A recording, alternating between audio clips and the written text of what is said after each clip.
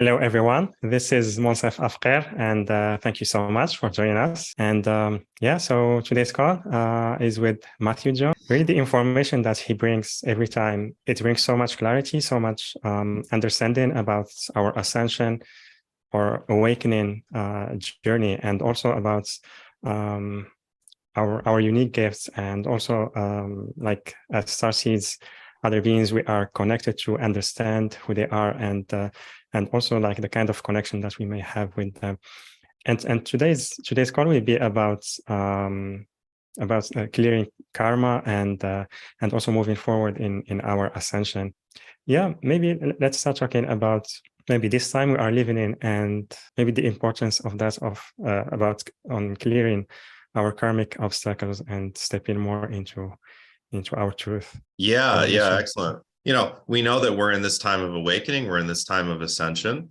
And if we zoom out, really this time encompasses a span of decades and most likely really centuries even. And we come into, I like to refer to the lifetime that you come here, that is, if you want to, essentially, and it's really not you, it's your soul. If your soul wants to, this could essentially be the last lifetime that you have to live on Earth, because if you're able to work with and clear out all your negative karma during this one ascension lifetime, you're able to then have the mobility, the frequency mobility to spend your next lifetimes either coming back as a bodhisattva or even moving on to other planets. Many people will end up back in the Pleiades or back up in Syrian realms or Arcturian realms, etc. So in the context of ascension, it's important that we work through all of our karma, all of our negative karma. Negative karma is a real thing. It's just often misunderstood. And we're going to dive, deeply into the idea of negative karma today. But it is important that we clear all of our negative karma in the context of the ascension lifetime if we really are going to make that our, quote unquote, last required lifetime on Earth. My intention for today's call is to help people understand, and also to be very inspiring and motivating, to help people have their best 2023. And the clearer we can get, the better we'll be able to have a great 2023. Also, a question, because we talk a lot about karma, and sometimes, how to say, when we talk about that, it causes some kind of fear. And so from your perspective, how do you approach that subject? Wonderful question. Yeah. To the masses, that the idea of karma, usually is like, oh, someone does something bad and then something bad happens back to them, instant karma or whatever, right? There is somewhat of a truth to that, but it's of course never that simple. To simplify karma is a record, so to speak, of all actions. The Hindus know this. The Hindus know that there's both positive karma and negative karma. Positive karmas are acts that you do that are out of loving kindness. I love that word, loving kindness. That comes from Zen Buddhism. And acts that are of service to other, acts that are of service to the planet, service to animals, service to self in a positive way, as in healing the self, as in loving the self. So any acts basically out of loving kindness are building that positive karma. Any acts that are out of the darker vibrations, which would be greed and taking advantage of others, victimizing others, causing harm to others, those also create like a karmic ledger throughout your existence. Now, the funny thing about karma is so many of you have watched me on different shows and heard me talk about the idea of soul contracts and about life plans, and that so much of what we experience in our lives is actually pre-planned. And throughout my decade plus studying and really diving deeply into this all this stuff, I've always wondered, how much of our lives are pre-planned versus how much of our lives do we actually have free will. And I've made that, one of the principal points of study for myself. And I'm lucky enough to be in the position where I get to work with people every single day, really 7 days a week, and dive into, using my clairvoyance and my claircognizance, dive into their life plans, connect with their guides, and also leading people on things like past life regressions. It's one of the things that I do in my practice. So I really have a lot of data to look into, well, okay, what did the soul plan and what did the soul leave up to the free will of you, of the person, of the character? The more deeply I've gone into this work, the more and not only that, astrology as well, digging into people's natal charts and seeing like, oh yeah, you had this divorce at age 56. Well, I can see it in your chart when Pluto was making this aspect, right? And essentially, the more deeply I've gone into the work, the more that I've come to the belief that more things than not are pre-planned, that our lives are more pre-planned than we may think. Not everything. I firmly believe that there is a lot of still free will variance. And I like that word variance, where the soul may create different paths based on different important choice points. There's, imagine it's like a whole group of different trails that are leading up to a mountain, and you can take all sorts of different trails, and there's all sorts of different juncture points where you could go right, or you could go straight, or you could go left. And those juncture points will determine the next path that you take. But regardless, you're always getting the lessons that you need, because you're still on the mountain itself is the lessons. And let's say, we could say obstacles are represented by having to ford a river, having to climb a waterfall, having to go up a rock slide, right? Those of you that are hikers like myself, you know what I'm talking about.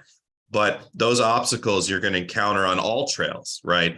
It's just the minor details of how, where, and when that is kind of more left up to free will variance. Now, the reason I want to bring all that up is because the idea of building negative karma, and we ask ourselves why, because of course, if we're conscious, those of us that are in this ascension lifetime, we're now so conscious, we're so empathic, it's hard for most of us to kill a bug. It's hard for us to do any harm to others. We end up being very careful with our words, very careful with others' hearts, because we don't want to we don't want to build any more negative karma, because we feel it. We become so empathic that we feel the pain of others. We feel the pain of the world. We see how the world is functioning and how dysfunctional it is and how cruel it is. The homelessness, the poverty, the fact that, a quarter of our planet does not have enough food, and this is 2022. And you'd think by now, at minimum, everyone on the planet should have, enough food and clean water. That's not the case. Half of the planet doesn't have clean water. Most of the planet doesn't have clean air. If you zoom out, we're really messed up as a planet, and we all know that. But we see that as empaths. We see that as ascending beings. And we're like, no more, no more, no more. So we end up being very careful. Now, one of the side effects that, just to go off on a slight tangent for a second, is that some of us then end up being victim to like narcissistic type people taking advantage of us, because we are so empathic and we don't want to hurt anyone else, that we end up, drawing into people that test our boundaries. So to see if we're able to at least stand up for ourselves, that can be a lesson for a lot of empaths. But as empaths, we're so aware of that. But the thing is, it doesn't mean that we have no negative karma. And that's from past lives. And that's kind of a myth that some people have that I've seen, is that just because you're an ascending being, just because you're a light worker, just because you're a starseed, it does not mean that you brought no negative karma into this life. It's actually likely you did. And we can see evidence of that. This is one of the harder truths. And if this doesn't resonate with anyone, please there's other teachers out there, but it's my understanding that the ways you were victimized in this life, the ways that others victimized you, it's a similar frequency to how another character that you played in a different lifetime on Earth had done those things to others. The people that you look at in your immediate vicinity, as far as your family, your relationships, your friendships, your coworkers, and just expand it out, the people, you know, politicians, celebrities, things, all the people that, the things and people, whether we know them or not, that we judge the most, that we judge the harshest, that we feel the most disgusted by. These are the same things that in other characters we have done, in the role of other characters we played in other lifetimes on Earth. We've done this. Understanding this helps bring us brings us closer to really understanding and integrating the truth of non-duality, which is that the dark and the light are of the same value. Essentially, the dark and the light are meant to both exist in a polarity, at least in this dimension, not in all dimensions, not in all dimensions or densities, at higher dimensions, at higher densities, on other planets and other star systems and other galaxies, in other dimensional frequencies, which all exist, in other universes maybe, which all exist. There may not be a necessity for the experience of duality, and it may just be the experience of light, which would be quite a blissful experience. And actually, those of us that are starseeds, which is probably everyone on this call, because the starseeds are attracted to me like mosquitoes on a, you know, to a bug zapper, but in a positive way. I'm like the starseed guy, you know, on the internet now. So if you're a starseed, which you probably are if you're watching this, you have somewhere in your history, in your Akashic records, you have the experience of existing on some higher dimension or higher density realm where it was just light, or it is just light. And we could say, we don't even have to use the word was.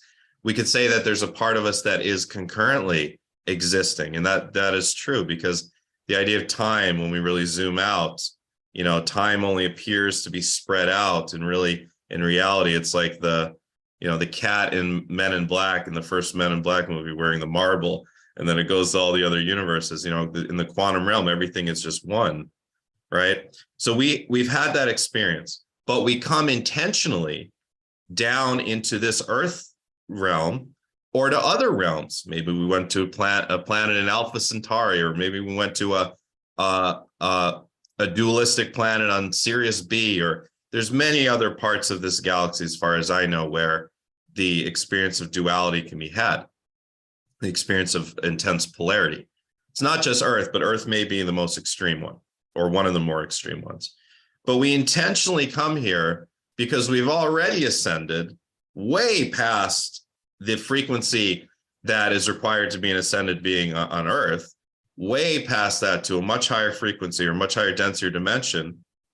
And then we desire to have the experience of diving back down. It's like being a scuba diver, and you're coming from just existing in this, you know, environment that you're used to on land, and you dive down into the ocean. You want to, it's a desire to experience extreme duality. In that desire to experience extreme duality, we desire to play both sides. We desire to play victim, victimizer, perpetrator, victim. Okay, we desire to experience what it's like to hurt others and to be hurt. In the context of the Ascension lifetime, what's happening for almost all of us is that we have to go through experiences. A lot of times it's earlier in life. For others, it's later in life through relationships, or sometimes it's both. Sometimes it's health issues. Sometimes it's accidents. It could be all of these things. But we desire to plan a lifetime for the Ascension lifetime where we're going to have the opportunity to clear out all karma. The first step to clearing out all karma is we first have to re-experience it in some way. So the things that are left uncleared, and one way to look at karma is, you know, those of us that are here, you probably know we have an energy field, right? You know, let me know in the chat here if you've ever been able to feel or see your own aura. I'd love to hear from people, okay? So we all know that we have an energy field. There's different layers to the energy field. One aspect of looking at the energy field, what I've been able to see is that we can actually feel karmic blocks in our energy field. And then they'll also, let me know in the chat if you're aware that we have both a front and a back to our chakras. Okay. So the other thing, not just seeing these blocks in our energy field, but also in the backs of our chakras. The backs of our chakras is where the stuff from other lifetimes is stored. And then those blocks in the backs of the chakras magnetize to us the exact karmic experiences that we need to have in this lifetime in order to re-experience that karma in some way. And then the next step with that, after we're able to re-experience it in some way, is to move through the process of clearing it, which of course I'm going to get to in a minute. I'm not going to leave you hanging as like, oh yeah, now we know what karma is, Matt, but how do we clear it? I'm definitely going to go through that. So that karma gets carried over. It's imprinted in the energy field. As soon as we're born into this planet, we have an aura, we have an energy field, and there are karmic imprints in that energy field. Now, for those of you that are astrologers, let me know in the chat if anyone's an astrologer. I love astrology. I'm an intuitive astrologer. We can see in the natal chart, for example, we can absolutely find negative karma. You know, we can look at things like Chiron. We can look at Saturn. We can look at Pluto, right? We can look at Black Moon Lilith. We can look at your nodes, your south and north node, right? But we can see it in the astrology, in the natal chart, which means it kind of proves, at least to me, that your soul chooses the exact date and time and location. Your soul chooses the exact parents. Another way to see negative karma is to look back through your family's history, through your ancestral history. Your ancestral history will mirror in many ways your past life history. That's something to remember. So look at the traumas, the ways that your ancestors were victimized, from your parents, your grandparents, and all the way back. And also look at the ways in which your parents, grandparents, whatever, victimize others or victimize themselves. I mean, one aspect of building negative karma is harming the self. We can harm the self through drug addiction, alcohol addiction, low self-esteem, anything that's harming the self. So you look at past your ancestral history that will absolutely mirror the same experiences you've had in past lives on both sides. Both sides, meaning one life you hurt others in this way, and another life let's take alcohol addiction, right? And let me know in the chat if anyone has struggled in this life with alcohol addiction or had a parent or a grandparent or anything like that, or a friend. So let's say with alcohol addiction, let's say in this life you come into a family where your father is an alcohol addict, and because of that, maybe he has angry outbursts, or maybe, God forbid, he's violent or anything like that, right? As a soul, that's going to be reflecting a couple things. It's going to be reflecting likely a lifetime where you played a similar character, where you played a character that, and this was by design. This is what I want to help people understand. It's by design, because when we come into this earth realm, we desire to experience both sides. We desire to experience both sides of the karmic seesaw. That's one of the whole points. The whole point of coming here as a starseed is to experience both sides of the karmic seesaw, okay? And then eventually get to a point where we say, you know what? That was interesting. That was fun. Now let's move on to the ascension process. And when you move on to the ascension process, you say, okay, now time to clear up all the karma and move on to just creating, move on to just being of service, move on to just being a cog in the wheel of the new earth, move on to being a conscious contributor to the new earth through service mission, which we'll talk about today. You explained both sides of the karma, not the negative one, because this is what we, in general, what we knew and what we learned. And also when we see that it's also something that we are clearing from past lives through characters that we played, we don't end up being like a victim. We take some kind of responsibility here. Yeah, that's a great point. That's a great point. Let's emphasize that, because the truth is that, you know, the ways you've been victimized in this lifetime.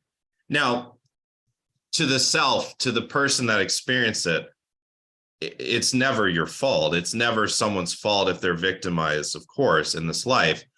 But we're talking about zooming out. We're talking about zooming out to the experience of the soul and asking the question, why did the soul plan to be victimized in some way? And the answer lies in karma, usually. It's that, and it's never a punishment. It's just a desire to experience both sides. And let's talk about soul contracts. So soul contracts come in different forms. We could say there's a specific contract with your service mission on this planet. We could say there's specific contracts with other souls. We could say there's specific contracts with guides, and these are all true. But let's for a moment talk about specific contracts with other beings, with other souls, okay? There's a soul group. Usually a soul group has 12 souls in it. You're a part of that soul group. Imagine that there's 12 actors that are perpetual actors, and they're always writing different plays for one another to be in with each other. And as they write each play, they say, okay, I'll play this character. You know, in one play, I'm going to be the villain. In one play, I'm going to be the hero. In one play, I'm going to be your mom. In one play, I'm going to be your dad. In one play, you're going to be my mom. One play, we're going to be romantic partners. One play, we're going to be, you know, frost lovers that end up hating each other and are enemies. And this is what it is with your soul group. And there's a soul group of 12, and then there's also a monadic group. The monadic group encompasses 144 souls. The number 12 is very important in life and creation. Number, 3, 6, 9, and 12 are very important. And so you play all these different roles with the other 11 souls in your soul group throughout eternity in the context of Earth. And you also call in contracts, you create contracts with the other 143 souls that are around you as well. And so you can see so the law of karma exists as a universal law, meaning, so for example, a lot of people look at bad people in the world, and there's a heck of a lot of bad people in the world. And it seems sometimes like these bad people never get their comeuppance. It seems like some of these bad people just seem to just skate on by and never face any consequences. And first of all, we never know what is tormenting them behind the scenes. People that are hurting people that are causing harm to others, especially on a mass scale, there's stuff going on behind the scenes that we don't know about. That is an aspect of that bad karma coming back at them. But it's not just in the context or the container of a single lifetime. Those bad people are going to have to come back in the next lifetime, and the next lifetime, and the next lifetime, and deal with and try to clear out that bad karma. That's the natural trajectory of ascension. It's inevitable. So what those people are doing as souls, they're desiring to play a certain role. Narcissists in this world, criminals in this world, and this is the non-dual perspective, is they are desiring as a soul to play that role, to be the contrasting role to the light. Because by seeing the contrast of the light, by seeing the dark, it motivates something within us. It motivates like a flame within us as human beings to seek out the light more, to seek out ascension. The awakening on this planet has to come through the experience of darkness in some way. So this is why at a macro scale on the planet, we're becoming more and more people over time are becoming, it's like the 100th monkey syndrome, where, people that aren't even in the same geographic place as one another are going through similar awakenings. And I know it's true because all the time I get people in my group programs or even my individual programs that are telling me like they just started waking up last year or last month, and then there's others that have said, oh my God, I feel like I've been awake for 60 years. And so much of it is because of the experience of darkness. Like for me, one of the very early on, something that implanted in me this seed was being in school, being in middle school, and seeing 9/11 play out on the televisions. And I just knew, like, I was like, what, 12 or 13? I just knew there's something wrong here. There's something fugazi here. That it can't be. You can't tell me they found 19 passports in piles of burning rubble with jet fuel. It can't be. And then immediately, the war and then the Patriot Act. I just knew, even as a kid, right? So it was that experience of seeing that darkness play out, seeing that I'm getting this feeling like what I'm reading in my history books here in school is not the whole story. I'm getting the feeling that what I'm being taught in economics and all this in school is not the whole story here. But it was only through seeing that darkness. And 9/11 was a huge awakening point for, so many people on the planet. But it's essentially the characters that are playing those really dark roles in politics and economics and all that on this planet, they're serving as that contrast, but they're still going to have to balance out that karma in some way. It's not just because the soul plans it, it's not a free pass at all. The same laws apply. So in the context of just regular people like us on this call, the lifetimes that we had, whether they were in medieval times or whether they were in Victorian times or whether they were 30,000 years ago, there's going to be a few lifetimes that we had where we play kind of a nasty character. When I do my past life regressions with people, a lot of times what happens is we go to 3 lives and 2 of them are like really positive lives. And one of them is like, oh boy, I was kind of a nasty character here. Right. Or one life you saw, they see themselves getting really victimized. And then another life they see, oh boy, I was kind of the bad guy here or the bad girl here. Right. And so there are those handful of lives where we build up negative karma. And then we have to see that playing out sometime in our future lives before we can move fully into the ascension process. Think of negative karma think of like a river, and the negative karma are dams. They're these small dams that are building up and creating choke points on the river. And as we're able to move through each negative karmic experience again in this life, and if we're able to successfully move through it, we then clear out that dam, and it allows for the water, the energy to flow unencumbered. And that's what allows us to then move fully into the next steps of our ascension process, of our conscious ascension. So how do we move through negative karma?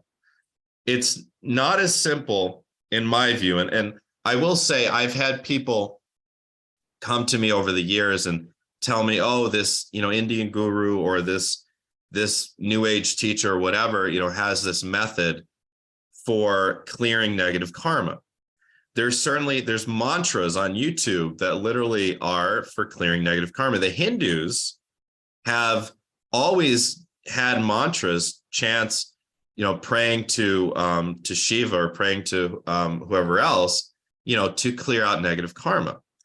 How much, through using mantras or magic, can we actually circumvent the necessity of experiencing negative karma and the reverberations of it? I don't know.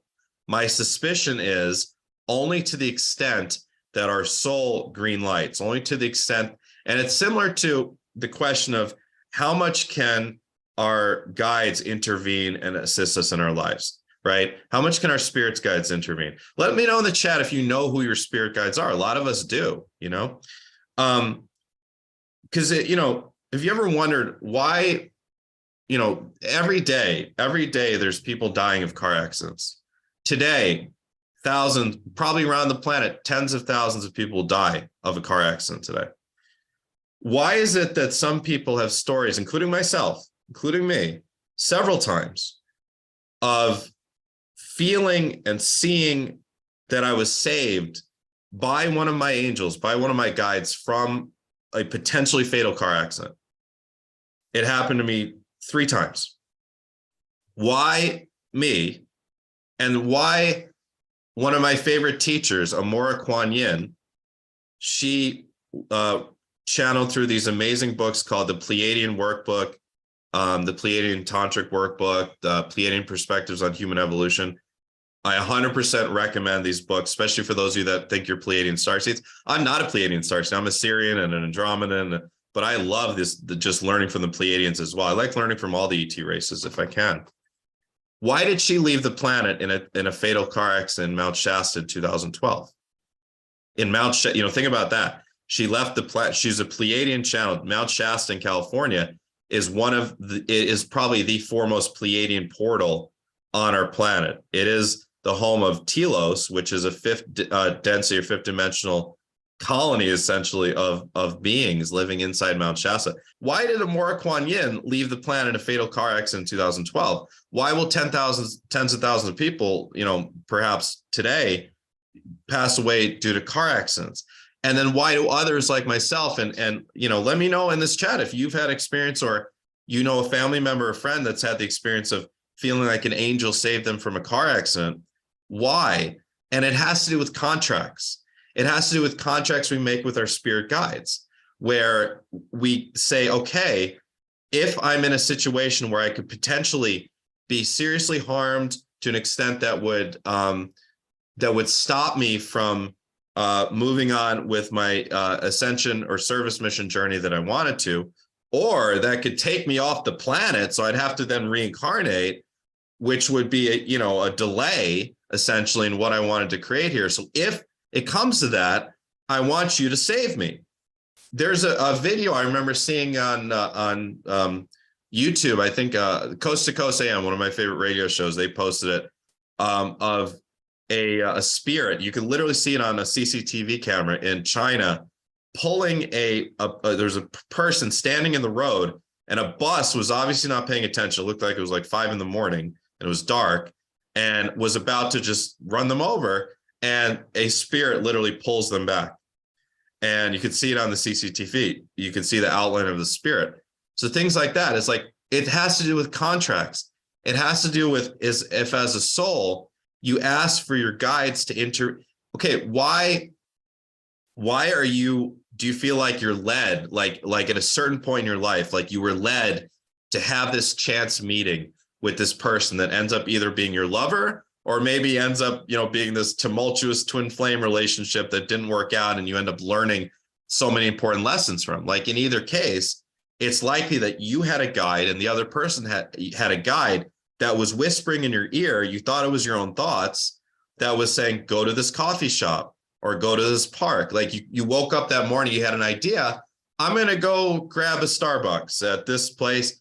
And then you sit down on your laptop, you start talking to someone, and you meet someone that's very important to you. Why does that stuff happen? It's because of our guides influencing us when we ask them to. So the important things that are meant to happen in our lives are things that we ask our guides to do. So it's the same when it comes to like karma. It's contracts. We had desired as a soul to create certain negative karma with another soul. Okay. So someone that's in my, Moncef, if you were in my soul group and we were both souls, we might be sitting around a conference room table up in heaven. That's always how it's been shown to me.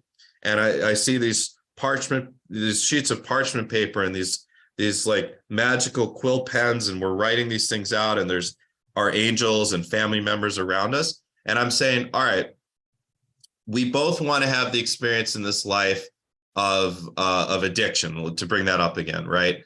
So I'm gonna play the role of your mother, and I'm gonna be an alcohol and drug addict, and so I'm gonna be born maybe with Neptune in my 6th house, across from Saturn or something, or maybe Neptune and Jupiter conjunct in my 6th house, something like that. That's when I'm going to choose to be born, because I want that planetary influence. And then you're going to say, okay, I want that experience because I want to know what it's like to become my own person. Because in this other lifetime, that I want to try to work on in this lifetime, I just listened to everything my parents told me. I was born into a wealthy family, and I never really developed my own personality. So what I want to do, Matt, because you're going to play the role of my awful, addicted, deadbeat mother, then it's going to drive me out of the house. I'm going to leave the house when I'm 14 and go live on the streets and develop my own life. That's an example of a contract that could be worked out. Now, just because we're choosing that, it doesn't mean we're not creating negative karma. We are. We're both creating negative karma. I'm going to create negative karma by hurting myself through addiction.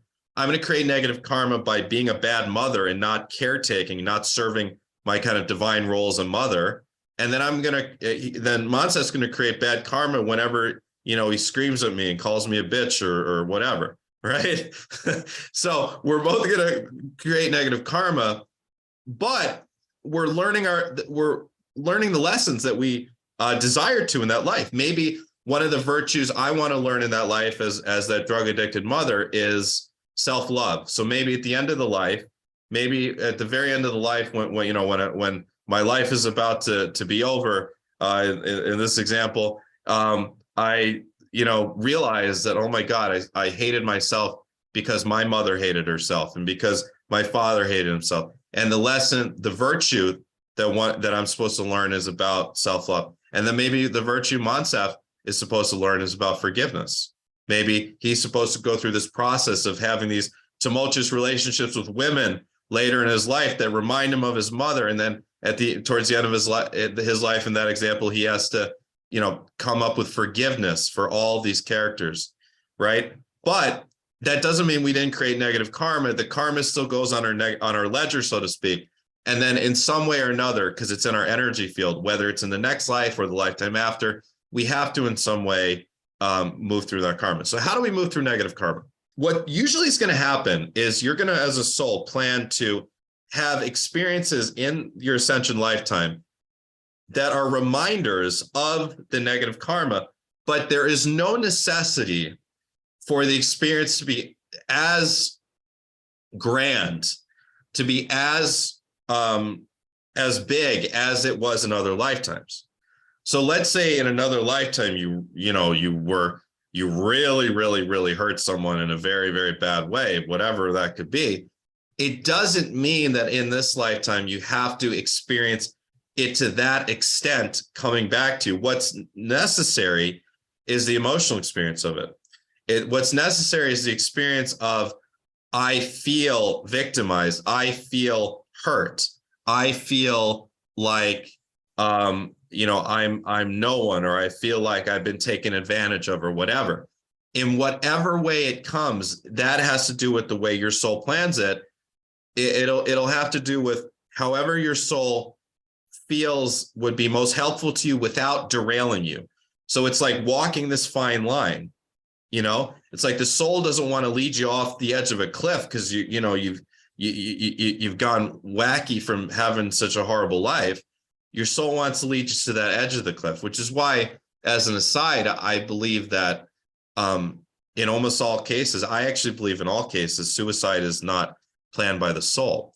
Suicide is something that is, it's not that the person has gone wrong. It's just that they've decided through their own free will that it's too much, which is their own free will. And then they come back and they'll repeat things in probably a little bit less intense way. The soul will say, okay, that was too much of a plate to give to my avatar that I've created in this life.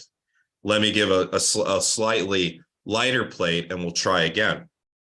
But the point is that you in some way have to re-experience the negative karmic experiences.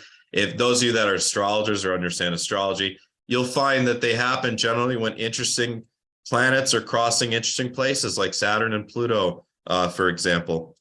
And once you experience it, and a lot of times there's a re-experiencing aspect to it, especially when it comes to like relationships, romantic relationships.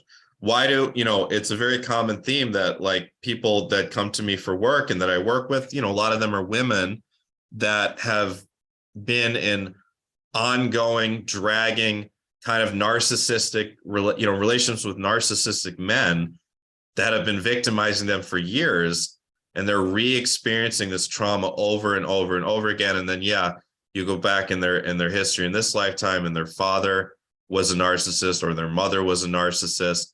And what the soul is trying to do is trying to prod them to, like I said before, to stand up for themselves and to move in a different direction. When they finally move in the different direction, that is the first step in overcoming the negative karma. The first step in overcoming the negative karma is making different decisions. If you were victimized, it's not something that was ever your fault, but usually it's a redirection in some way, unless it's different, with things that happen in childhood, until the age of, 17, 18, whatever, like we're under the house of our parents, if we're lucky enough to have parents that, some of us are orphans, but especially in adult life, generally these negative karmic experiences, whether they're accidents or relationships or illnesses or whatever, they're redirections. Your soul is intending to, my friend Rob Schwartz, who I did a great interview with on my YouTube channel, he calls them bump contracts. It's bumping you. It's bumping you to a little different path. And so the first step is going through the redirection and becoming different in some way. The easiest way to put how do we know that we've overcome negative karma is if we have evolved. Have we evolved? Have we become more spiritually mature? What is spiritual maturity? Spiritual maturity is being in charge of our emotions, is being more at peace, is forgiveness, compassion, love, empathy. So the more that, for most of us, it takes these bump experiences, these bump contracts, these redirections to get into that, stopping self-harm. And self-harm comes in the form of addiction, literal self-harm, staying in bad relationships, bad diets, not taking care of ourselves. All this stuff can, be defined as self-harm. Moving out of self-harm, moving out of self-sabotage. Self-sabotage. You had the great job, and you blew it. You had something and you blew it. Why? Because of low self-esteem. Moving into higher levels of self-esteem. Moving into being more of service to others doesn't have to just be humans. It could be animals. It could be plants. It could be the earth. It could be just being, service to others through visualization, through stepping into a higher frequency and sitting there. So moving through negative karma is about becoming more evolved. So you ask yourself the question, okay, through this experience, whether it's a relationship, accident, illness, whatever, what have I learned? And what have I become better at? How have I become more evolved? That's how you know you've moved through the negative karmic experience. A lot of times, the universe will then, or really it's our soul, it's our life plan, it's our contracts, it's what we're magnetizing through our energy field. Let's say that you had this big chunk of like solar plex in the back of your solar plexus where you didn't know how to stand up for yourself. You've been victimized over and over because in another lifetime you were victimizing others as well. Maybe there was guilt there on a subconscious level. Maybe you were raised religiously and there's guilt there, and there's guilt just embedded in you, right? And maybe one of your main lessons, one of the things you want to work on in this lifetime is letting go of guilt and standing up for yourself. So maybe because of that guilt, and it's this size, you magnetize to yourself this really awful, toxic, romantic relationship with a man that's gaslighting you and taking from you and taking your energy and blaming you for everything. And because of this guilt complex, you can never get out of that. But then something happens. Maybe he does something really bad to you, or maybe something happens in your family that wakes you up, and you say, you know what? I'm ready. Something within you, the light switch turns on and you move out of that relationship. Okay, now you're becoming more evolved because you made a different decision. All right. Now that fist size in this example, block, maybe now it's smaller. Maybe now it's this size. Okay. Now, so you still have work left to do. Now your energy field is going to magnetize to you at some point in the future a test to see how much more evolved, how much more spiritual mature you've become. So months later, at work, a coworker is abusing you or berating you or blaming you or accusing you of something you didn't do. In the past, you would just clam up and say, okay, and just, you're right. But you say no. You stand up for yourself in that moment. And they say, oh, okay. And you don't get fired, or you do, whatever. And that test, now that dissipates the rest of the karma. Now, because you don't have that block anymore in the solar plexus, you then meet a man that loves himself, that loves others, that doesn't carry this weight or this narcissistic personality. And you then are able to have a balanced, healthy relationship. You're able to have a union, right? So that's an example. So dissipating karma, it's about moving through the experiences. But the question is always, how do you walk through the fire? And it's, what have you learned? How have you become more evolved? Now, in my view, the best way to, if we can, and I believe that it's not always possible to circumvent karmic experiences that we carry in our energy field in the backs of our chakras, but we may, in some cases, be able to, or if not circumvent, we may be able to lighten the load. We do it through conscious self-work. We do it through conscious evolution. Those of you that are watching this call, you absolutely are on the path of conscious evolution, conscious work. Those of you that have dug into your natal charts, dug into your soul's history, your Akashic records, whatever. Those of you that are reading the spiritual books, those of you that are learning techniques for healing, those of you that are going to healers and getting work done or working on yourselves or being of service, work on others, those of you that are saving animals, those of you that are helping people restore their health, any of this stuff that is of the frequency of ascension. Think about things in terms of frequency. Anything you're doing that's of the frequency of ascension, that may help you to circumvent negative karmic experiences. Because think about it. If you've already done the work, then your soul doesn't have to bring you that thing anymore. You've already done the work. And I want to talk about forgiveness as well, because ultimately, forgiveness is a huge piece of karmic resolution. Forgiveness is eventually something that we experience no matter what. Why? Because from the experience of the soul, there isn't even a need for forgiveness, actually. There's a webinar that I created called A Deeper Level of Forgiveness, and I go through and explain the 5 stages of forgiveness from a soul level. The final stage of forgiveness is understanding that there was never any forgiveness to be had in the first place, because this is just something that as souls that you'd already planned out. This is something that as souls that you had desired to experience. But to get to that point, there are levels and stages of acknowledging that someone was only acting or only speaking from the level of consciousness that they could be at in that moment. And they couldn't have been at any other level of consciousness. That's where they were. And then acknowledging that you've learned from this experience. You've evolved from this experience, and thus looking back, that it's actually an experience that was valuable and that you wouldn't be who you are. This is one of the most important things to understand and remember and journal on. Ask yourself the question, if I didn't have this difficult or toxic relationship or experience, or if I didn't have this illness or this accident, or I didn't have this disability that I was born with, or I didn't have this challenge or this money challenge or whatever it is, would I be the same person today? Would I be as evolved as I am today or not? Now, some people get stuck. They get stuck in these negative karmic loops where they don't actually evolve.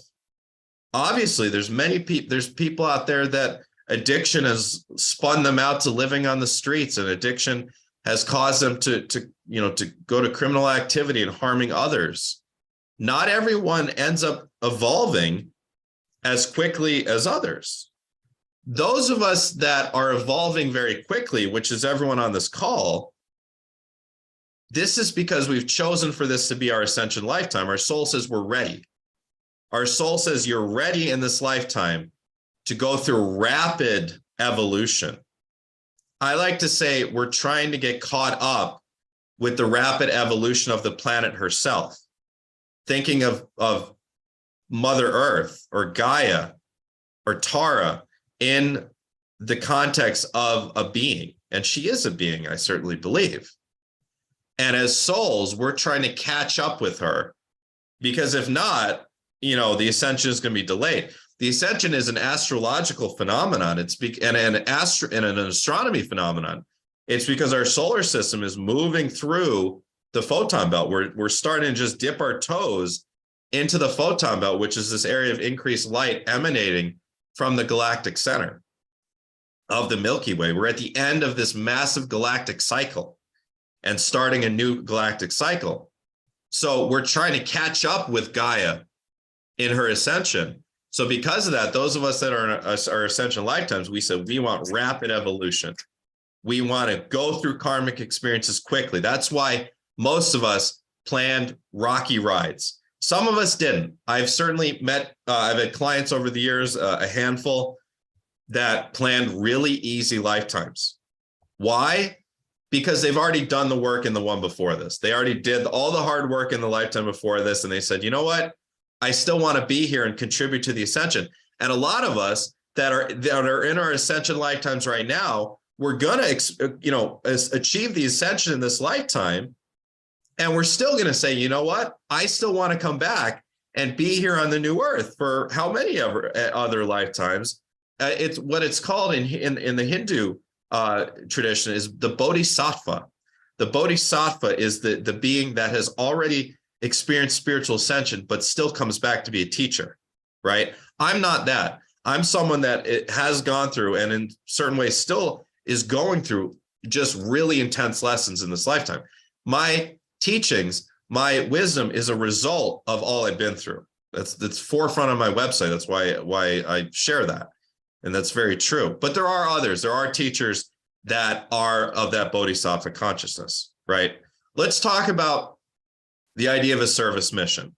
The idea of a service mission is that there's something that in your ascension lifetime you wanted to contribute to this planet, something very tangible. I like to liken it to a dissertation. If you go for a master's degree in university in the United States, or probably in Europe as well, before you get your master's degree, you have to write a dissertation, and it's this hundreds of pages of literature that sometimes takes people years to write. And as a soul, we want to leave that legacy. We want to leave that service work on our on this planet. Now, you absolutely do not have to have had to move through all of your negative karma and clear all your negative karma before you can start work on your service mission or your dissertation. Not at all. You start whenever you feel called to start. And a lot of times it's not even something that is consciously like a natural, it's not even something that's a conscious decision. It's more of something that starts happening to you. Like for me, I fell into this work. I never, ever, ever, ever had any desires to be a spiritual teacher, to be a psychic, to be an astrologer, to be any of this. None of it. I wanted to be an entertainer. Okay. I wanted to be on stage entertaining people. All right. Either that or I wanted to be working in sports, which most of my jobs were in sports. All right. But I remember back in 2012, I think it was, I had just started to have this curiosity about all this stuff. And it was because I was going through a really weird, difficult period in my life where I had all sorts of questions. So I said, you know what? Let me go to a psychic. And I went to a couple psychics and I was like blown away. I was super intrigued. I was like, I want to know more about this. So I started getting the spiritual books and I found witchcraft and I wanted to learn, like, what's this about? And I remember doing this one spell from this spell book that is like a simple tea leaf spell where it's supposed to show you what your mission is like in life is. And it had different categories. And I remember one of the categories was entertainer. And I was sure it would land on entertainer. And it landed on healer. And I was like, what the F? Like, no, I don't want to be a doctor. I don't want to be a dentist. I had no interest in becoming a doctor or a dentist. I didn't even think of like spiritual healer at the time. I didn't even know what that was. I was just kind of dabbling in these little witchcraft books. Well, it happened, because obviously it was something that was in my life plan. But for me, I fell into this work. A lot of people, I fell into my service mission. After I fell into my service mission and over the past 5 years, it's been my entire life pretty much. Now it is a conscious thing. Now I am consciously always innovating and finding new ways to spread my messages of wisdom and love and healing and spread my frequencies of love and healing to others, finding new ways to help people, creating new programs, creating retreats, etc. So now it is a totally conscious thing. I'm 1,000% on board. I work my butt off. I work sometimes 90, 100 hours a week because I am so invested in my mission. Okay. Not sometimes, most weeks I am working that much. So I'm totally invested now. But at first I just fell into it. And that's what it is for a lot of people when it comes to the service mission. A lot of people just kind of unwittingly through, difficult experiences end up kind of falling into their service mission. And then later on, it becomes something conscious. There is the rare people out there that it is something conscious from the get-go. That from the get-go, they know what they want to create. They know the type of impact they want to have on the planet, and they're doing it. But your service mission is absolutely crucial. You won't be complete. Your experience as a soul in this body that you're in this lifetime, will not be complete until you have created that service mission. For some people, there will be a benchmark of that. It could be a book. It could be a piece of art or a series of artwork. It could be some sort of class or group or something that you're heading. It could be an experience of going to like a sacred site and actually stepping into the grid lines there and having some sort of transformational experience. You might get the subtle sense that you're being used in that moment, that energy is coming through you and being implanted into the grid. There usually will be a couple of benchmark experiences that are signs of your service mission coming to life. But in the more overall macro sense, it is a body of work. It's a body of work. When you look back, when you're at the end of this earthly incarnation, what legacy did you leave behind? Who did you help? Who did you help? How did you help them? How did you leave a positive, energetic legacy on this planet? For some people, it will end up being much more tangible. Like I said, it could be books and classes and all that. For some people, it will be just more energetic. Some people are meant to be more quiet in the background, kind of the Mother Teresa type consciousness, where you're just walking the earth, interacting with people, spreading your love just in a quiet way. While some people, it's supposed to be louder. Like I'm obviously louder. I'm a Leo rising also in astrology, so I'm loud anyways, right? I was always told in school that I was too loud. My whole life, I've always been told I was too loud. That's why one of the reasons why I want to be an entertainer, because then I can be loud. I'm supposed to be loud, But at least in this job, I can be loud as well. But the service mission will be colored. It will look totally different for everyone. But that's the ultimate trajectory. You've gone through all your negative karmic experiences. Something that's very common that I see with people, and you can see it a lot of times in the natal chart as well, is their soul plan to have this series of really difficult karmic experiences in the first third of their life, up till their first Saturn return, or the second third of their life, up until their second Saturn return, or the first half of their life. And after that, it's like they've reached a new plateau, and it's more of a pleasant experience. The karmic deck has been cleared because they've moved through the experience, and they've evolved enough. They look back and say, wow, look at what a more evolved, more peaceful, more loving person I am now than I was 20 years ago. That's evidence that these negative experiences have shifted me in a positive way. I have learned, I have evolved. And then they get to a point where it's like, okay, now life is a little bit more about creation. When you don't have negative karma that is magnetizing experiences to you, then you 100% have the free will to create. And it may be the case that for many people, the way your lifetime is planned is there's all this gunk in the first half or first 2/3 or third of the life. And then the rest of the life is left kind of this like open field where it's like you can create now out of free will. Because when we start to ascend and evolve and elevate in frequency, think of it as we start to merge more with the soul self. You know, when I'm speaking on shows like this, I feel my higher self or my soul self speaking through me. And as we evolve, we start to spend more time as the soul shining through the human vessel. This is why it's important to understand about Ascension, that Ascension is more about grounding than anything. Ascension is more about healing the wounds of the lower three chakras so we can fully be in our physical vessels, and the soul self naturally then begins to shine through and be able to illuminate through our vessel and be able to act as us, essentially. Whereas when we're in a lower vibrational frequency, which is where most of the people on the planet still are, there's quite a separation between the soul self and really the way I see it is religion is, you know, the three main religions and cults, they feast off of that idea of separation, where, you know, God and God's here and you're here. And the truth is all is aligned, all is one.